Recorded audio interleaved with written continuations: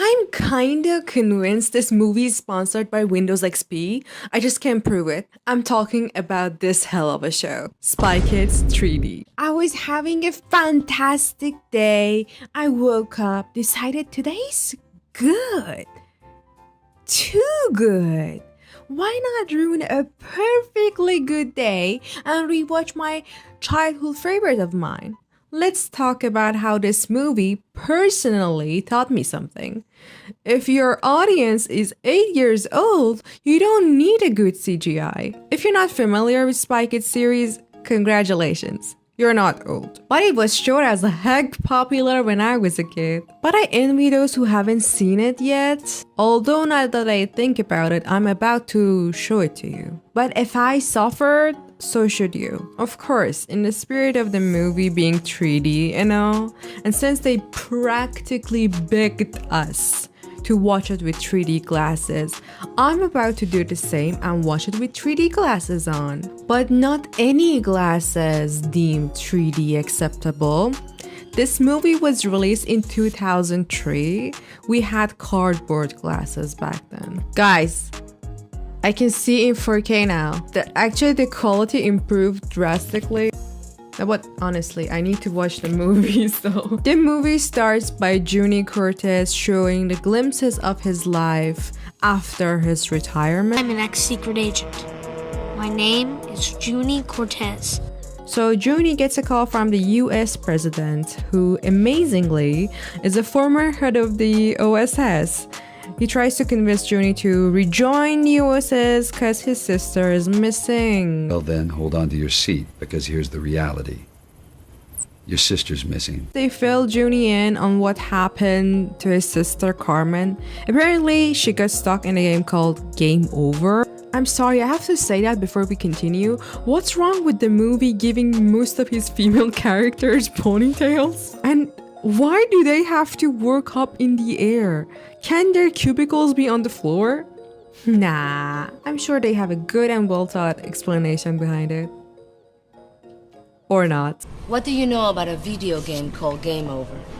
I know that just about every kid in the world is gonna sign on and play it. Not if we can help it.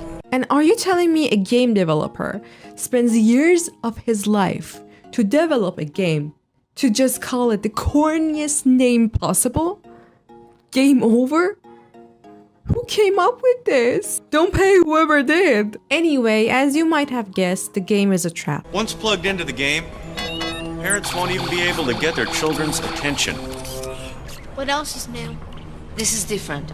Once you get through the game, your mind belongs to the toy maker. So Juni must venture into the game, find his sister who is stuck at level 4 and shut down the game in the process. I went into the game knowing full well the CGI is going to be bad, but I was not ready for this. See right here, what the fuck? This is not a face of amazement. It's the face of what in the name of CGI I just saw. This movie had the budget of a Marvel movie. This is the best they can do? The background in the movie looks like a draft work of someone painting on Clip Studio Paint. So to recap, Juni starts at level 1 and pretty soon he lost 1 out of his 9 lives. And then we saw another ridiculous scene in the movie.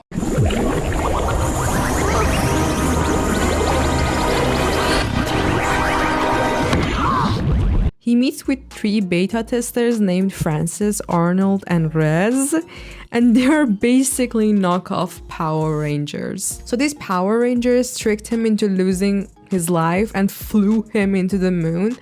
And at this point, the OSS were like, he's so incompetent, why did we send him?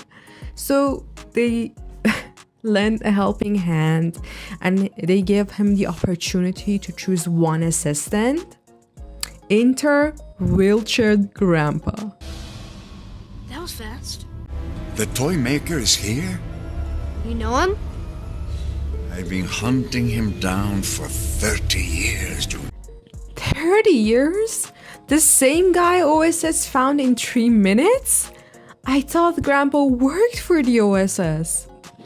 And conveniently enough, a leg boost appeared out of thin air right in front of Juni. And they didn't question that? Junie, I understand. He's a kid. But Grandpa? Also, I thought it's a leg booster, not a whole body armor booster. And you know what he reminds me of here? He looks like a DLC character nobody asked for. Now, Junie ventures into a battle arena where he finds and fights a girl named Dimitra. They both get to land a hit to each other, but Junie, having like huge plot armor, lost only 1 health, but she lost 4. Anyway, he wins and goes to what I assume is level 2 of the game, in which he encounters beta testers again, and Rez challenges Junie to a race. Obviously, having enormous plot armor and Grandpa conveniently appearing out of thin air to help, he, mind you, a noob, wins against pro gamers and gets the girl in the process. And boy, I'm glad it's not an intellect race, because he's so clinically dumb. Push the red button. The one that says, do not push? Yeah, push it. It's a turbo boost. Are you sure? Yeah.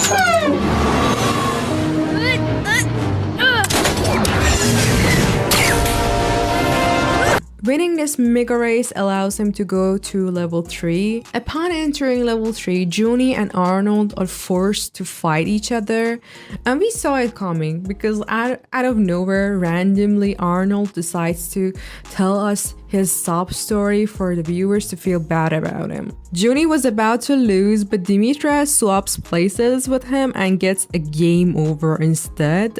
Typical of this movie, introducing a love interest for it to just disappear and get a game over 2 minutes afterward. I would have purposefully tried to end the game too if I saw this. I was about to exclude this part, but in here his foot are not even touching the platform. This is not bad CGI anymore, it's pure laziness. At level 4, Junie is reunited with his sister again. Together they enter the lava section with most realistic visuals ever. Here I want to remind you of the budget they had for the movie. So since the kids were straying from the path, oozes decided to take matters to his own hands and change the game completely to its liking with the push of a button. Stir the lava. Bigger waves. Lava monsters, anything. We have to create obstacles for them. Come on. They can do that? They can change the game like that? Then what was the point of sending these kids to their doom? You know what? I'm not gonna question anything anymore. Let's just watch the rest.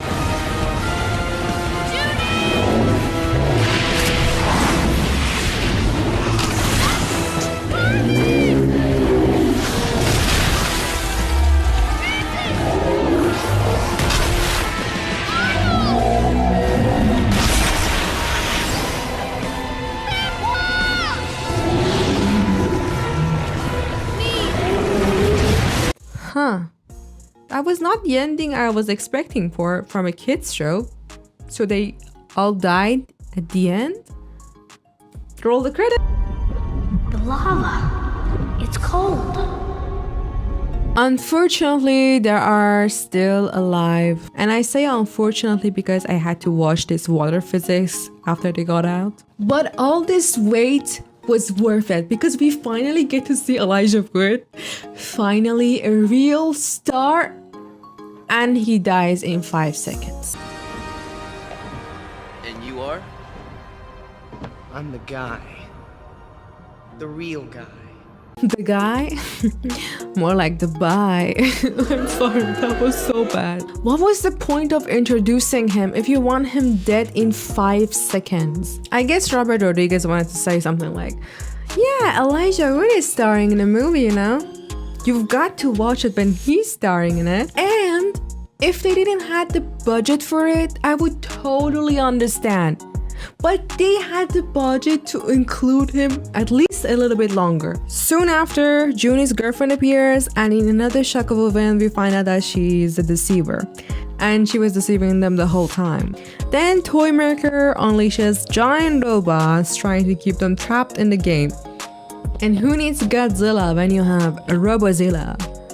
Rendered in a toaster, of course. And imagine being the villain of the movie, being the main villain, and this is your boss fight. And please tell me why every robot's moves looks like a lag during Zoom call. Anyway, AI girlfriend helps them escape back into the real world. And can we talk about the real world, please?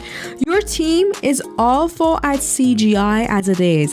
Why didn't you record these scenes on an actual street? Why is it that the street is actually a green screen? The rest of the movie becomes a family reunion. You see, the toy maker's giant robots attack the city, and Junie summons his whole goddamn family to help with the robot situation. And I'm serious when I say the whole family. He summons his dad, uncle, mom, grandma, robo children, and so many others that I don't even know. At this point, I was waiting for them to call their dentist. And excuse me?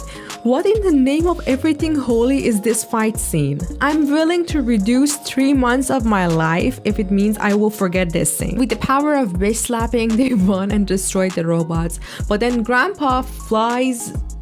Yes, you heard it right. He flies off to confront the toy maker, and then we see the most anticlimactic scene ever known to man. But I've only been searching for you so I could tell you that I forgive you. Yeah, the grandpa forgives him, and Toymaker, wanting nothing more than having his forgiveness, shuts the whole operation down. Not before saying the cringiest line, that is. Game over. They basically defeated him by telling him to chill out. Groundbreaking. No, the ground actually legit broke after this.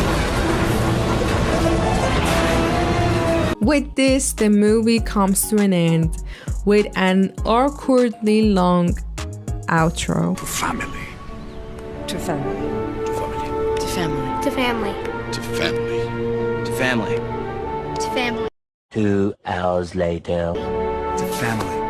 To family. Family. Family. Family. Familia. The next morning. To family. Family. To family.